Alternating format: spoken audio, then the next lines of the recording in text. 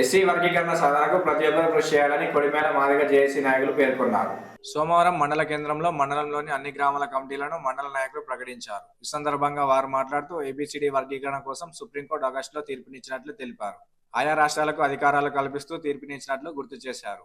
గత అసెంబ్లీలో రాష్ట్ర ముఖ్యమంత్రి రేవంత్ రెడ్డి అందరికంటే ముందు వర్గీకరణ చేస్తామని చెప్పి కాలయాపన చేస్తున్నట్లు తెలిపారు. జనవరి 27న ఎంఆర్పీఎస్ వ్యవస్థాపక అధ్యక్షుడు మందకృష్ణ మాదిగ చెలో హైదరాబాద్ కార్యక్రమానికి పిలిచారని ఈ కార్యక్రమాన్ని విజయవంతం చేయాలని కోరారు. ఈ కార్యక్రమంలో ఎంఆర్పీఎస్ జిల్లా అధ్యక్షుడు సురుగు జగన్, మాదిగ జేఏసీ మండల అధ్యక్షులు పర్లపల్లి ప్రసాద్, మండల నాయకులు సురుగు శ్రీనివాస్, ఎల్లగుర్తి రవీందర్, పర్లపల్లి ప్రభుదాస్, నేరెల మహేష్, భువనగిరి లక్ష్మీనరసయ్య, కొత్తూరు స్వామి, వివిధ గ్రామాల నాయకులు తదితరులు పాల్గొన్నారు.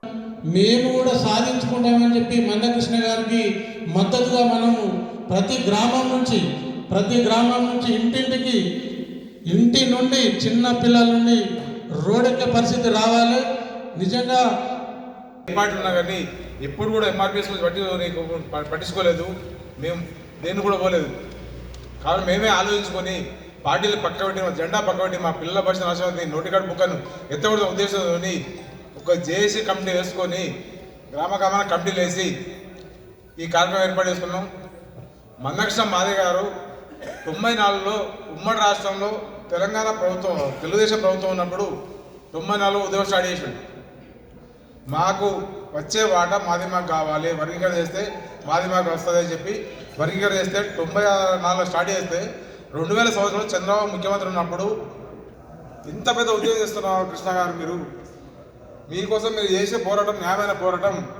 నేను ఖచ్చితంగా దీన్ని వర్గీకరణ అమలు చేస్తా, పార్లమెంట్లో బిల్లు పెడతా అని మాటించి పార్లమెంట్లో మోడీ గారు పార్లమెంట్లో బిల్లు ఆమోదించి బిల్లు పెట్టిన తర్వాత మళ్ళీ సుప్రీంకోర్టులో కేసు వేయడం జరిగింది.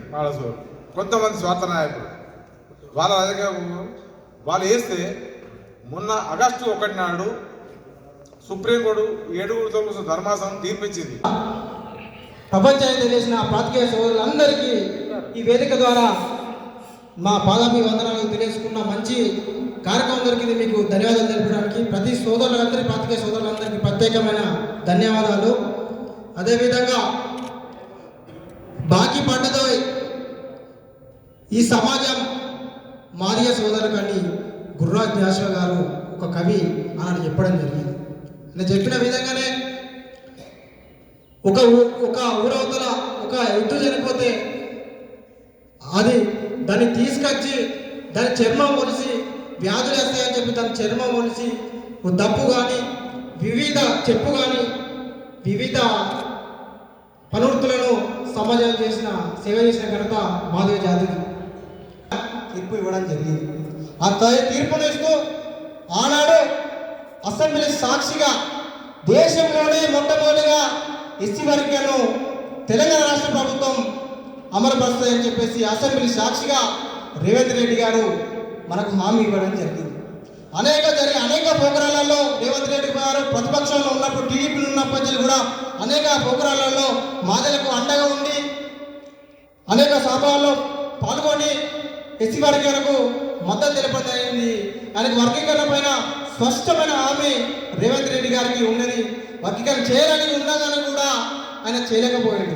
దానికి ముఖ్య కారణం ఏంటంటే స్థానికంగా రాజకీయంగా ఎదిగిన ఇక్కడ కొంతమంది నాయకులు, ఇక్కడ ఉన్నటువంటి ఉద్యోగస్తులు